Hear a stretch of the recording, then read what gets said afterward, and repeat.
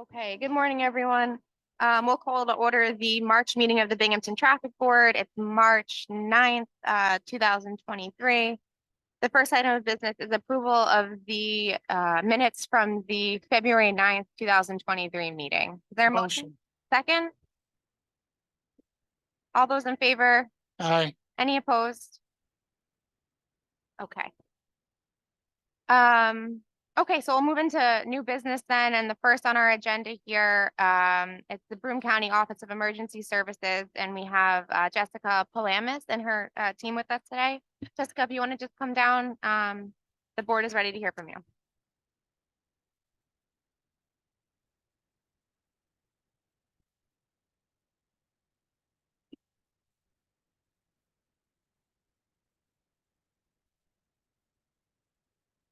And I apologize, you told me who'd be speaking, but if you could both just introduce yourselves again for the board, we can go ahead and get started with your item.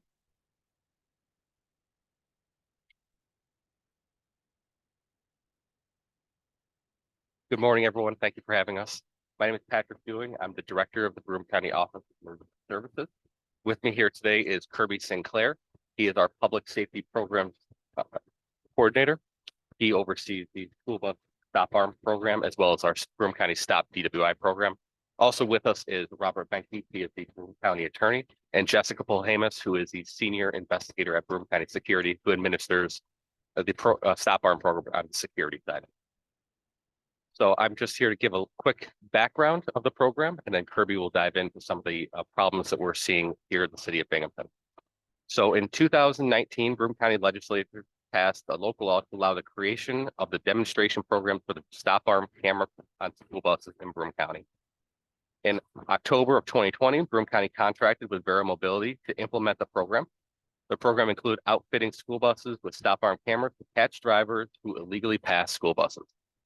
The cameras are mounted on the school bus under the stop arm that extends whenever a bus is stopped. The cameras will automatically record any vehicle that illegally passes the school bus. Broome County has partnered with all school districts within the county, with the exception of Vestal. Vera Mobility has equipped over 300 buses with state-of-the-art safety technology, including the stop arm cameras, DVRs, storage devices, internal cameras, GPS, and LTE connectivity. All ongoing maintenance is provided by Vera Mobility. There is no cost to any of the school districts. The cameras went live on May 24th of 2021, at which point a 30-day warning period began. During this time, school communities and the public are educated on the program. We provided training where required, and violation warnings were issued to all offenders during that 30-day period. The warning period was required under the charter and code that was passed by the Broome County legislature. Starting June 24th, 2021, enforcement under the program officially commenced, at which point any offenders were issued a notice of liability that carried with it a $250 fine. That fine was set at the state level, not locally. Registered owners with multiple violations saw an increased fine. So a second offense within 18 months was $275. And a third offense within 18 months was $300. Violations are all processed through Vera Mobility. They review the stop arm camera violations and then forward them to Broome County Security Division, who serves as our primary law enforcement agency for the program. The notice of liability provide pictures of the offense to the offenders and a link to where they can watch their own video. And they can pay the fine directly through Vera Mobility's application, or they can request a court hearing. In 2021, we saw 1,205 violations from June 24th through December 31st. In 2022, we saw 2,713 violations. And thus far in 2023, we've seen 493 violations. If that trend continues, we're going to see close to 3,000 violations this year. That's 4,411 violations since the inception of the program, or 4,411 times a child could have been struck by a vehicle illegally passing a school bus. Our objective isn't simply to capture and ticket drivers who illegally pass a school bus. Our goal is to reduce the number of violations that occur and keep our children safe. One of the ways we hope to accomplish this is by better understanding where violations occur. Through our partnership with Broome County Security and the Broome County Planning Department, we're able to identify hotspots, and that's why we're here today. With that, I'd like to introduce you and turn it over to Kirby Sinclair, our Public Safety Programs Coordinator.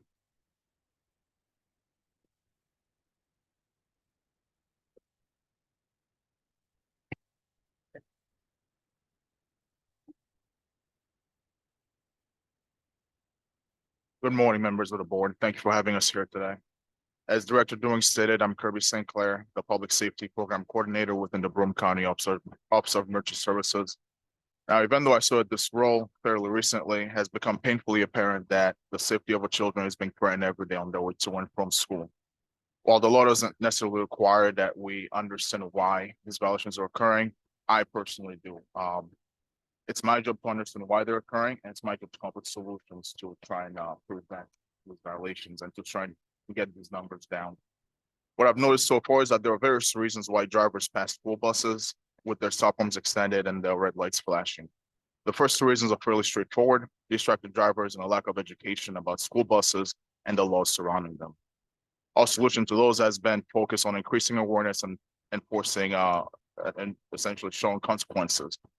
The $250 fine, which has been intentionally set high by New York State, has certainly played a factor in preventing recidivism. Furthermore, we are taking a lot of steps to raise awareness about the Stop Arm program in Broome County. We actively engage in discussions with iHeart Media and Townsville Media to develop radio and digital advertisements to help educate and remind drivers of the consequences of passing school buses with their stop arms extended. We're also working with the New York State Department of Transportation to try and place a VMS board at one of the major entrances to the city, at the off ramp off of 17 West, like the 72 17 West on Front Street, to remind drivers to drive safely and be mindful of school buses and children. We're also exploring various other advertising options, including billboards, lawn signs, banners on Broome County transit buses, and of course, we're always open to any suggestions that this board might have. The other reason why some of these violations are occurring could be classified as external factors, which is really what I want to focus on today. Now, before we get into that, I passed around some papers. I had some papers passed around. It shows various clusters within the city, and all of these require attention. But if you look at the paper in front of you, there's only one spot that's yellow and red, and that location is right across from the high school. That's where all the kids are, and that's very concerning to us, obviously. It's not that drivers in that area care less about the well-being of children by any means, but there are obviously other factors at play that we need to consider. Make no mistake, it's not my intention to say to remove any liability from any of these drivers in that area, but I'm trying to understand why these violations are occurring that they are. It is a very busy street. We have buses dropping children off. We have parents dropping the children off in their personal vehicles, and a lot of pedestrians and people just driving through as well. In addition, some drivers have expressed confusion over the fact that the buses are pulled up to the side of the road, which is something that has come up multiple times. I know that Senior Investigator Paul Hamus and Director Doing have done a lot of work even before I came on board to try and address some of these issues. I reviewed the minutes from last month, and I understand that you're already adding additional high visibility signs to that area, and that's great. But I also want to propose adding some traffic signs specific to school buses, notifying drivers that they're in a school bus drop-off or pickup area, and hopefully that catches their attention a little bit more. As I look at the total numbers of violations in the county for the first 2 months of the year, numbers are trending upwards. We had 152 violations in January and 297 violations in February. And in February, I had 2 holidays and I believe 4-day weekend. And for that number to be almost 300, that's very concerning to us. And there's obviously a lot of urgency to address this issue, because if these numbers can go on up, we might be seeing over 300 in March. And by May and June, I don't even know what these numbers are going to be if we don't do something about it at this time. This summer, I'll formulate a plan to address the issue head on. But for now, I'm just appealing to the board to work on a possible solution. I don't have all the answers to that at this time, but I'm hoping that the board will work on this with us. And as always, the Broome County Office of Emergency Services is always available to provide any support that the board may request. Thank you all for your time. Thank you both. Kirby, as you mentioned, I think this is really good timing because our traffic division was looking at that street out in front of the high school. We adopted a couple of measures last traffic board meeting to help some of the issues here, but this certainly sheds some new light on some of the concerns over there. Am I right that your main recommendation at this point is adding, did you say it's like school bus specific signage? Correct. Okay. Just to remind drivers that there are school buses in that area, and we'll work on other stuff as well to see if we can tell, make sure they understand that they have to stop in that area when the school bus arms, when the stop arms are extended, because a lot of people think that because the bus is on the side of the road, not necessarily in the road, they can just fly by. Does the Office of Emergency Services have signage that they can share with us? Just a Absolutely. mock-up of it? Absolutely. Okay, if you can share that with us after the meeting, I'll make sure to circulate it to the group here. And it's the Department of Public Works that handles installing signage for us. So we can kind of go from there. Do any of the board members or anyone else here today have any questions or discussion for Patrick or Kirby? I had one. Do you have any demographic data on that? Is it related to students at all? Because I know there's a lot of student drivers through there that we could do any education through the school district or through the parents at the school district to remind them of this. Do we know Yeah, that? sure. The tickets that have been issued in that area? So what we have with this program, we only have about 6% of people that show up to court as a result of the notice of liability. So it's only at that time can we determine the demographics. If they just pay it online, which 94% of them do, we really can determine demographics at that point. And a lot of times we don't know exactly what's driving the vehicle necessarily, just the ticket is for the vehicle itself. It goes direct to the registered owner. It could have been a child driving a parent's vehicle, could have been a friend driving somebody else's Okay. vehicle. So it's very hard to determine that exact. Okay. And just one additional thing, that's also why we're addressing this multiple different ways between iHeartMedia, social media, lawn signs, BMS boards, is to try to capture every demographic so that nobody's left out. I think what we have seen is throughout the court process, and the 6% of people that show up, it's a wide array of people. It's students, it's young drivers, but it's also very seasoned drivers. It's also people from the city that are up here attending Binghamton University or visiting Binghamton University. Any other questions or comments from the board? So my only ask then would be, as a next step, if you could send us an example of that signage that you'd recommend, and then if you have specific locations where you'd recommend it being installed, I can circulate that with the board and we can put something into place.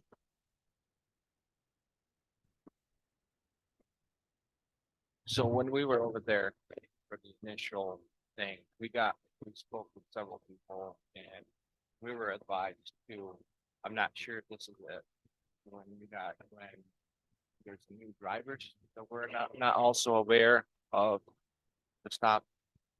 But the drivers were actually waving people through. Are you guys aware of anything like that? There are occasions we haven't made aware of that, and we address each of those instances with this particular case with per student to ensure that they're not doing that. We're in a difficult predicament where we are in the role where we can police the school districts or the buses, but we can try our best to educate and, what the ramifications are when, drivers are waving drivers through stop arms. Proof problematic, but yes, and if that's each and every one of those cases we do address. Anything else? Okay, thank you both for coming. We appreciate it. Thank you.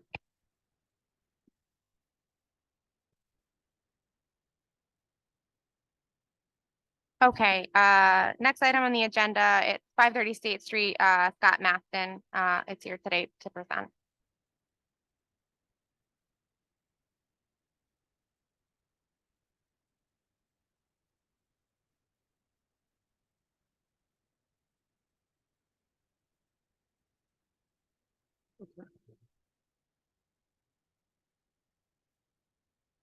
Thanks for being here. If you could just introduce yourselves and go ahead and get started.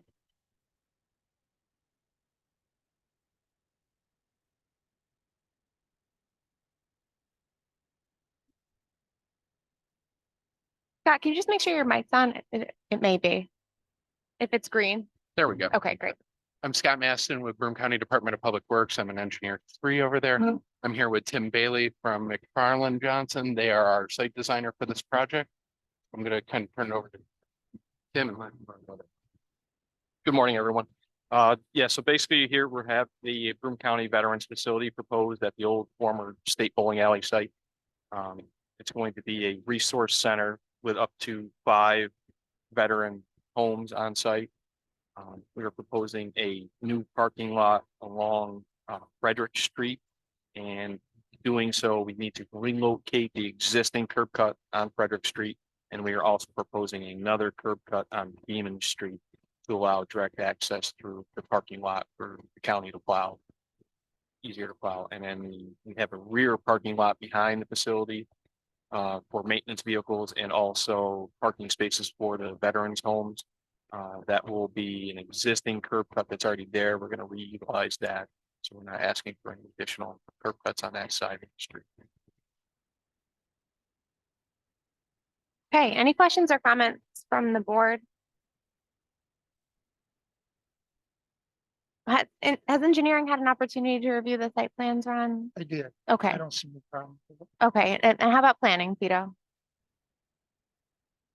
The planning commission will still have to review it, but internally, there are no issues that we can identify. Okay. Okay, just walk me through it again, once more. You're looking to relocate the curb cut on Frederick to station? It's going to, so right now the existing curb cut is almost opposite of Robert Street. Okay, So it's going to shift west towards the dollar, Family Dollar. okay. And then to add a second curb cut? On On Beaman Beaman. Street. Yeah, there is no existing curb cut on Beaman Street, so that'd be a totally new curb cut. Okay, And that distance is the New York State DOT standard minimum between intersections. Okay. For a commercial driveway. do we have any questions or comments from the board or any members? Okay, I would look for then a motion to relocate the curb cut and add an additional curb cut as outlined by the gentleman here today. Motion. Is there a second? Second. All those in favor? Aye. Any opposed? This passes today. Thank you. Thank you very much.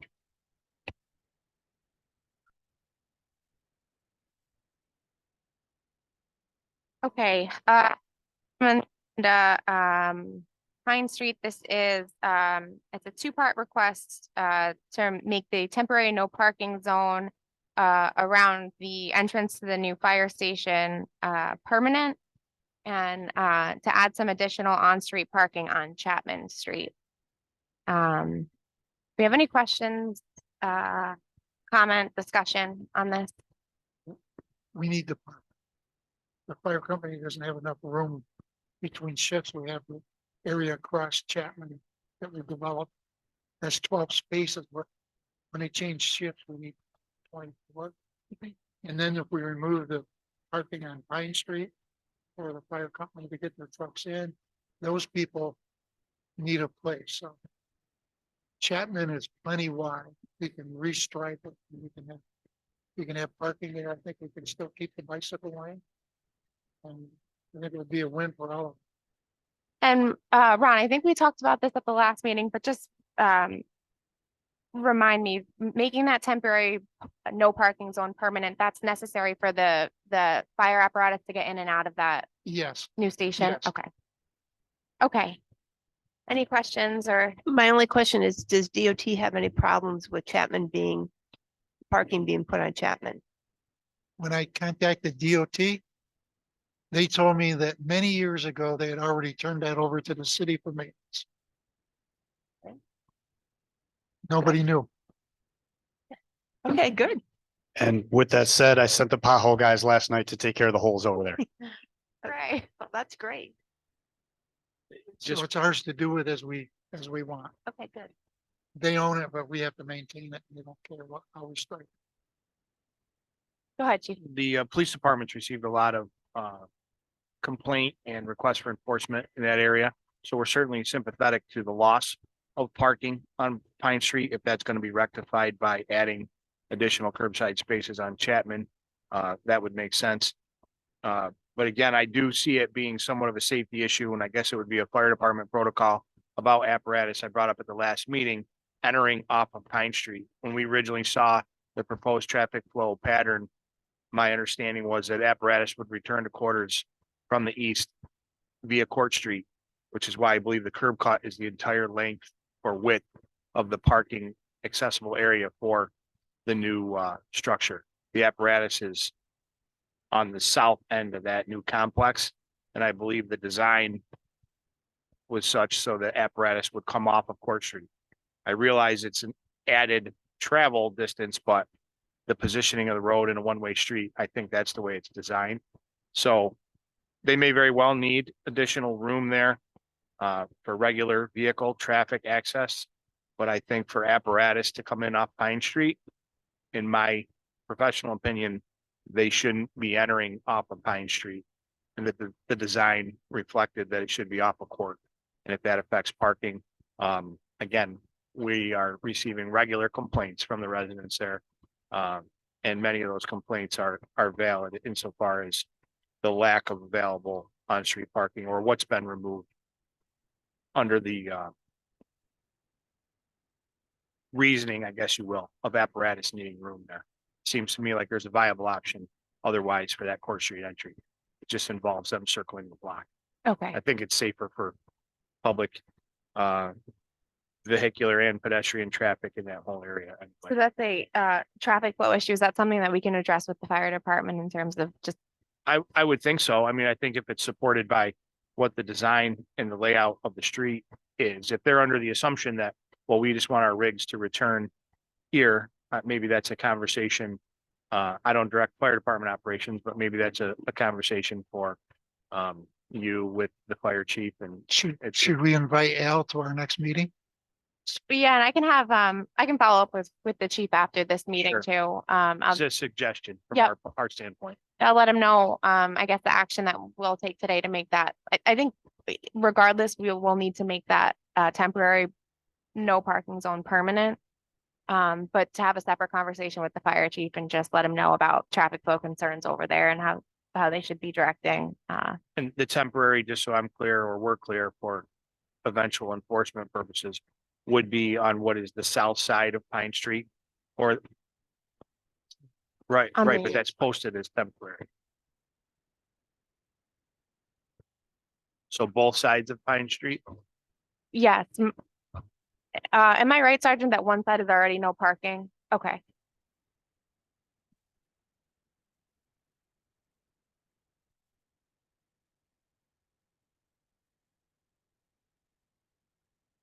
And the hope is, correct me if I'm wrong, Josh, but by adding the parking on Chapman Street, that should double the number of on-street spaces there. It's a little bit further of a walk for the Pine Street residents, but Well,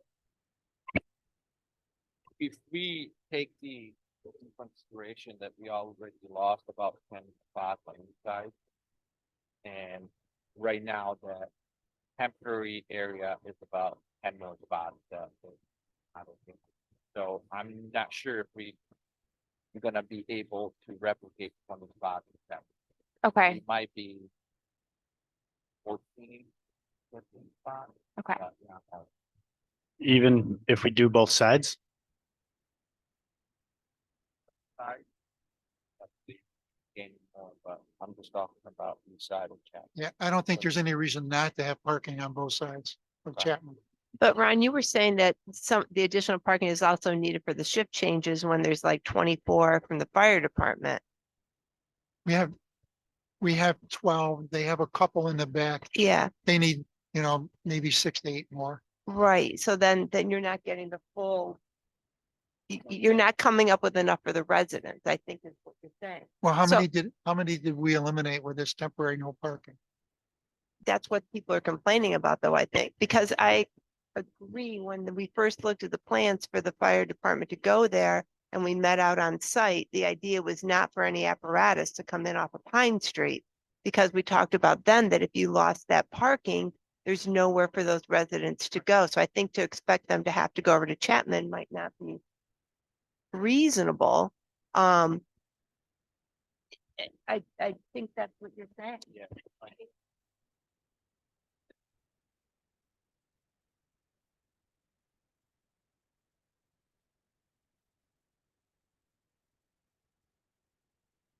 I guess the debate is the necessity to remove the parking to facilitate apparatus entry. If apparatus doesn't come in on a regular basis off of Pine Street, I don't know that the need exists to remove all of that parking. So maybe it does make sense to have the fire chief at the next meeting and just ask about traffic flow and whether that's operating as it should be or as it was outlined. And my other concern on the back half of that would be if there are new parking created on Chapman, does the board have the authority to declare it for like residential or resident parking? I know at other areas of the city at times it was like over on the south side commons area that was designated. It was their off-street parking, but city lot where it was designated for residents of this block. On Pine Street, right? That it's residential for the resident. Yeah, what you run into, I'm Yeah, I'm that's, the thinking city of, attorney had mentioned that to me, that oh. that was passed in, I don't know, Yeah. probably 20 years It ago was now. There when the basement went in, right. Okay, people were concerned that people coming to games would take up the on-street parking from the residents, so Right. that's when they started that permit process, but from my discussions, that hasn't been, no one's been issued permit for. I think those spots though would become prime parking for event parking at the stadium. the spots on Chapman. It, right, newly created spots, so it would probably surface as an issue again. Okay, And I'm not totally up on this development of that block further on Henry and so forth and what's eventually entailed there, so. that's a very good point. Yeah, there is additional development and housing in the works for that section of Henry. Okay. So maybe as a next step, then we'll keep this on the agenda for the next meeting and we'll invite the fire chief to talk about traffic flow in that area and can also follow up with the city attorney on how the residential parking works in that area and the permitting. Can we get permission to go ahead and restrict Chapman and put the parking in? To add on street parking, I would be in favor of that if the board is. I think that extra parking there now that we have the space would be beneficial either way. But we'll hold off on The making permit? that temporary, no parking permanent. All right, Also on that note, you may want to consult with the fire department before that is actually posted. So as a matter of historical practice, fire headquarters receives apparatus from other departments, and certainly the fire chief could elaborate on that, where they come for training purposes throughout like the day. I don't know where they plan to stage or park those rigs, whether they can use the concrete pad area in front of the apparatus bay doors or behind on either side. There is ample room for apparatus, so maybe that's their plan. But if you get multiple firehouses coming through the day where they're going to safely temporarily park those rigs Okay, for training purposes or whatever business they may have at the new fire headquarters. So it might be worthy of consideration, one section be specified, or what their needs would be, I guess, should be considered. so I would say we can ask the chief that at the next traffic board meeting when he's here to talk about traffic flow. And while we're sort of determining what to do with the on-street parking on Chapman. But do we think it makes sense to go ahead and stripe the on-street parking I now? think or- that's gonna happen either way, right? That's, yeah, So I would like to see it permitted so that Public Works can go ahead and work on it. okay. I just had a question. Is there room for bike lanes on both sides and parking on both sides? There's a room enough for a bike lane, at least on one side. It may be wide. It's a very wide street. And that's something that DPW will take a look at. Any objections if we go ahead then and add the on-street parking at this meeting? Do you feel that can move forward or would you? Yes, I think if it has to be adjusted later, then it would probably be a simple signage issue or striping. Okay. All right, so let's keep this on the agenda for next meeting. Specifically that temporary no parking zone. If we could, Tito. So you want a motion to table the Pine Street issue and then a motion to approve parking on Chapman? Yes. Okay. Make a motion to table the Pine Street. The parking. Is there a second? Second. All those in favor? I Any opposed? Okay, and then we'll look for a second motion to add on-street parking on Chapman Street. I'll make that motion. Is there a second? Second. All those in favor? Aye, Any opposed? thank you. Okay, thank you. And thank you to engineering and DPW for reaching out to the state DOT on that, and kind of sorting out that whole issue with Chapman Street. I'm sorry we waited so long to find out it was ours. Well, I'm glad we know now. Okay. And then for the April meeting, we will have the fire chief here and, probably wouldn't hurt to have the city attorney here too.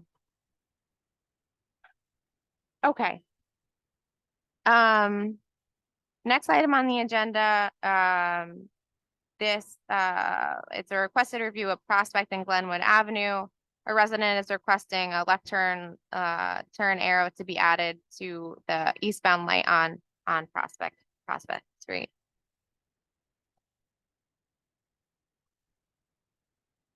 Okay, I took a quick look. I forgot to bring the count with me. We have a count there from 2022, I think, 2022 maybe. And the left turn, the eastbound left turn, so turning from Prospect onto Glenwood, is quite high in the morning. There's only one lane of traffic there right now, so it's a left through and right. So I can see why if you wanted to make a left turn, you probably are waiting several cycles. The problem was, I don't think there's enough room to put in a left turn lane there, in order to put a exclusive left turn arrow. I didn't pull up all the crash data yet, so I can do that for the next meeting to see if there's anything going on there.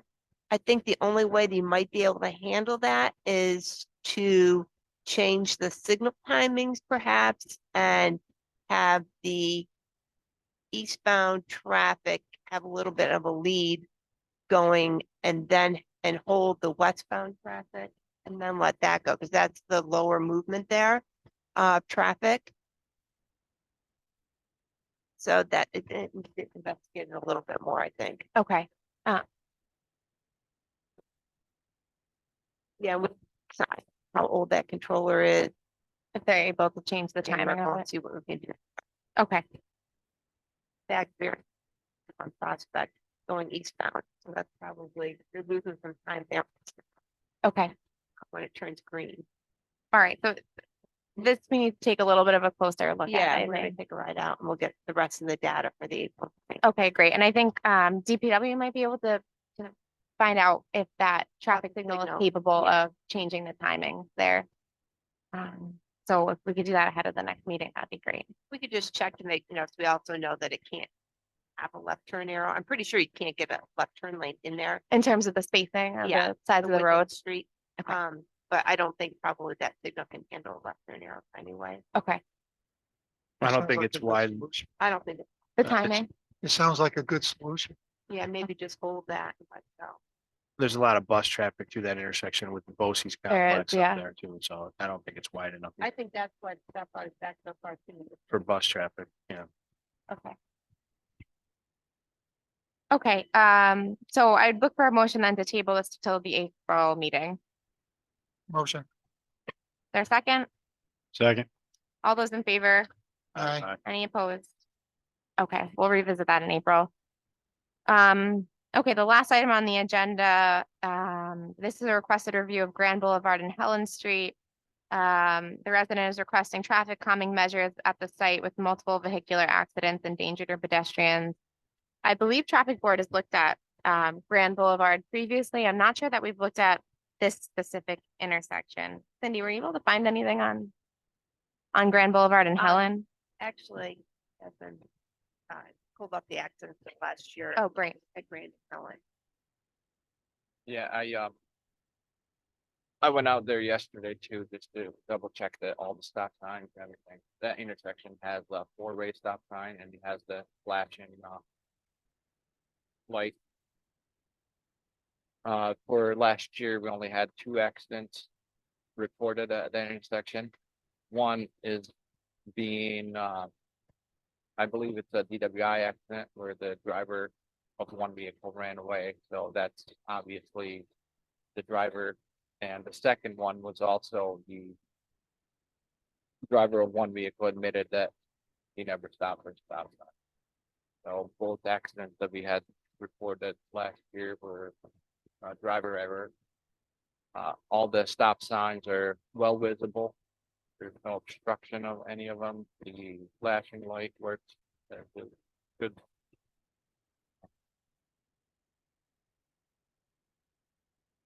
I'm not sure that the crash that the person wrote in about though, even though they said Helen, was it Helen? Because this shows that there was an accident on 11/27/22 and that. Okay, so I'm not sure where, in the write-up that he sent, he talked about traffic calming and everything on Grand Boulevard, which some of that has occurred when we looked out there before. The parking spaces were striped, hoping that was more pavement on the ground would help do that. And there also was a proposal back when the issue was at Crestmont and Grand Boulevard to put in a mini roundabout. BMT has actually hired McFarland Johnson to come up with preliminary design for that and provide it to the city. That was another option that was explored for out there. Calm traffic, this Grand is so wide. Okay. I think that was just a matter at the time. Mayor Cram was interested, he wasn't mayor at the time, but he was interested in that proposal. It's just financial considerations. Okay. So I can send that to you if you don't have it. That would be great. Thanks. I can share it with the board. What was that intersection that the roundabout was proposed on? Crestmont and Okay. Grand. It was a mini roundabout. Which is different than the ones downtown, they're much smaller. Okay. So you're thinking that Helen is not what he was referring to? I don't know, it's not what? Is not what he was referring to? I don't know, but that crash didn't show up on your database. Might not have been reported. It said that it had. So I think his note said it happened yesterday. So 11/27 was the date before the submittal. So I put 11/27 in there, but maybe somehow the form came in late or something and the dates don't match. He said last night, right? In that, so whatever the day before the form was submitted is what he's claiming it happened on. But he did mention that it was a drunk driver, so it does. Submission date 11/28/2022. Right. So that would mean the crash happened 11/27/22. Right. Did I put 23 on? No, you put. Yeah. Lots of crashes there and there isn't one for Yeah, that. Okay. I pulled crashes for 22 and 23 up to yesterday. And this says that 3 cars were total. Due to a drunk driver, so maybe.